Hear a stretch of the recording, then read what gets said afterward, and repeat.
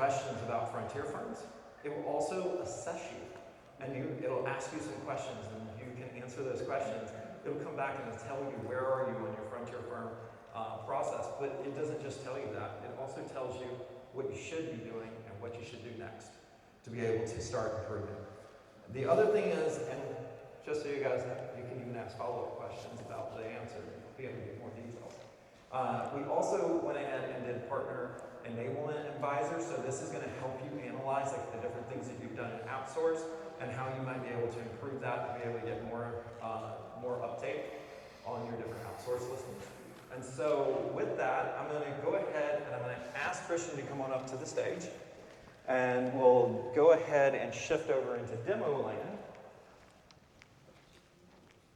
And what we're going to do here is close this screen down right here.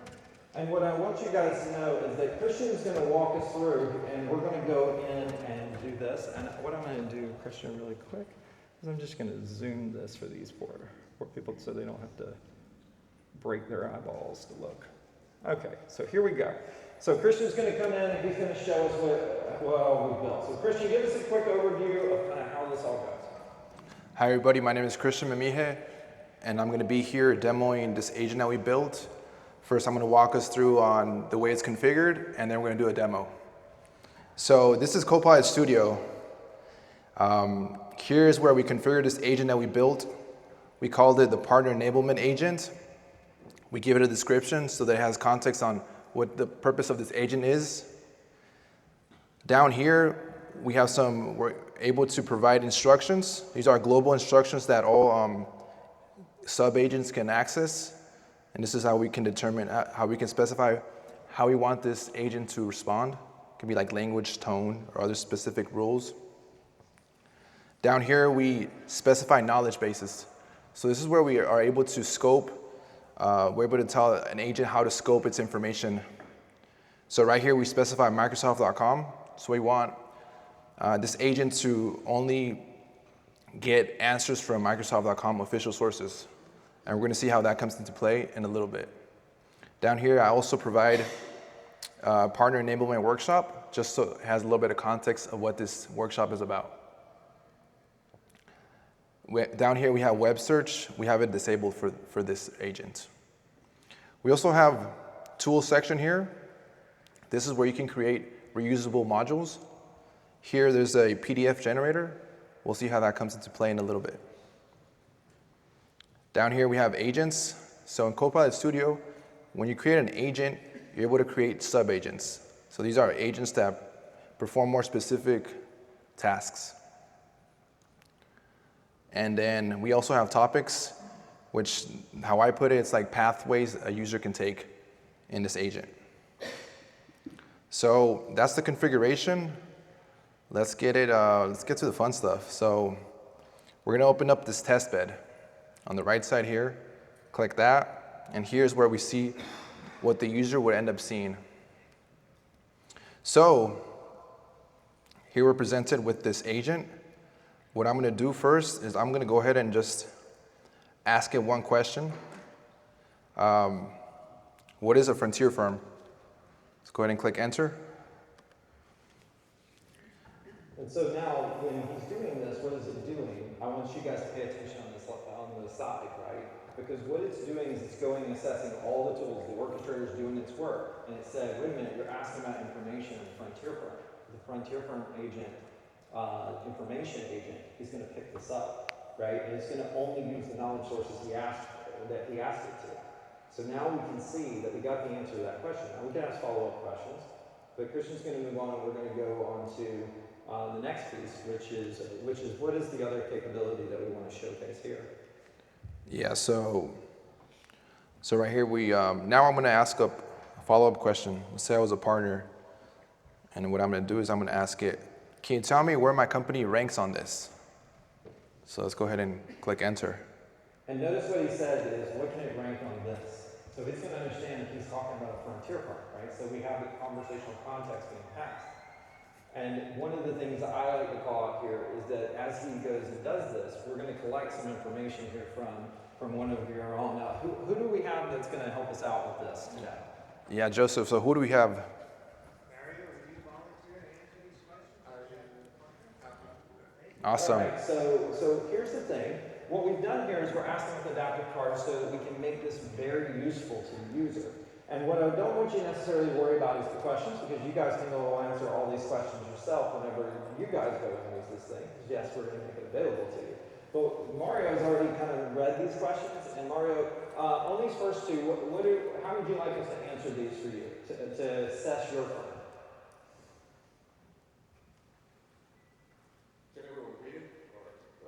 No, go ahead and just answer the questions. We'll let everybody read the questions because there are 10 questions that we're going to answer here. So it's basically kind of yes, no, or you can give some additional details. No. Okay, so we're going to go no. And on your next one, we're going to go with? Yes. Okay, we're going to go yes. And then we're going to submit this, and we're going to go to the next section because we broke these up into different categories. So what about the next one here? With human agent teams. No. So we're going to go no. What about this next one? No. Nope. Oh. Well, hopefully it'll pick up that. Okay, so It will. It will. No. This is no right here.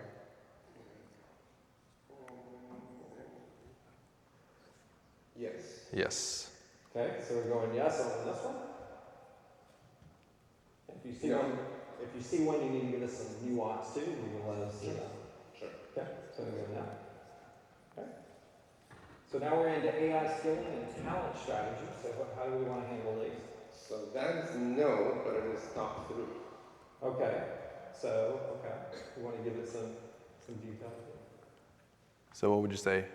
He said no, but this is one of our top 3. It's not number 1, but it is in the top 3. Okay. And so let's go to this next one. What do we want to say? No. No? All right. And then you'll have to go. And I think this is our last one. Strategy, adoption, and scale. How do you feel like you would answer these questions? No. No? And by the way, if any of your organizations actually answer all of these yes, you're probably not telling the truth because Microsoft is yes. So go ahead.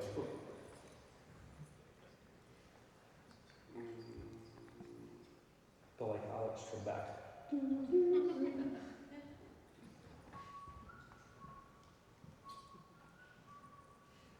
Yes. Okay, so we're going to say yes, and go ahead and hit submit here. Now what's happening on this back end is that we actually took these answers, we built out a prompt that's using a GT5 reasoning model to be able to assess what the answers that he just gave. And with that, what it's going to do is it's actually going to generate back a report to us on how his answers reflect on how he should be performing, what things he needs to do within his organization. Now, if any of you guys have played with a GPT-5 reasoning model, you'll know that a reasoning model can take a second to work. And that's why I'm going to fill a lot of dead air, and maybe we should turn the music back on and let me do another gig. But what you will see is that we did try this with different other models, and the thing is that we did find that some models were performing better than others. And what I want to show you further when we get into some other places is where we started with a reasoning model, but we actually backed off. And here you go. Why did it take so long? Because look at the value in this report that you just got. Yeah, so here we see the report, just got back. We see the responses of the questions, and then we get a full breakdown of analysis. So we have the agent that specifies strengths, weaknesses, and also provides practical, actionable suggestions.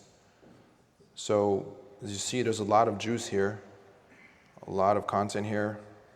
And at the end, that's where we leverage. There's your 90 to 180-day action plan, guys.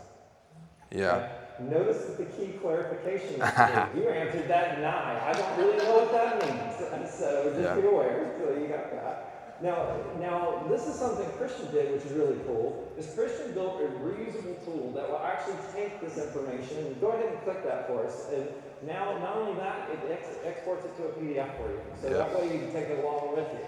Now, the other thing is, when he flips back, just know we could ask follow-up questions about it. We can ask questions about the report, and it'll answer those questions for you. But in the sake of time, we're going to move forward. We're going to go to the next piece, or the next thing that we can do. So go ahead and let's start working on that one. Yeah, so now I'm going to ask it, can you advise me on my app source listings? So let's go ahead and go with this one. So what we're going to do here is it's going to ask us the name of a company. So we're going to be using Adam's company, Hub Drive. So I'm going to go ahead and put in Hub Drive. You guys prepared for this analysis. Okay. Go ahead and pass that on in. Now, the interesting thing is, if you notice on the left-hand side, you guys can see all the different tools that it's using in making decisions on which one to bring in. So when we pulled in Hub Drive, we pulled in Hub Drive. Now, maybe, Christian, can you kind of give us a rundown on what all it's doing right now? Because it says it's scraping app source. So Yeah. So what we do is we get the name of the company, and then we create a URL for AppSource, a search URL, and then we visit the AppSource page. We scrape the product listings, Okay, there you got some AppSource listings. and then here we see what it extracted, and then once we get that, Oh, it looks like we got something new down there. then we get the analysis, the advice.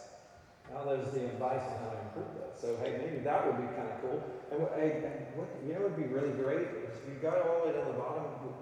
Did you also give us a way to get this one the same way? Yeah, same. Looky there, that tool that does that PDF thing just happens to be used again, right? So we use that over and over as a tool. So let's take a look at the actual code on the back end really quick so that you guys can kind of see how this works.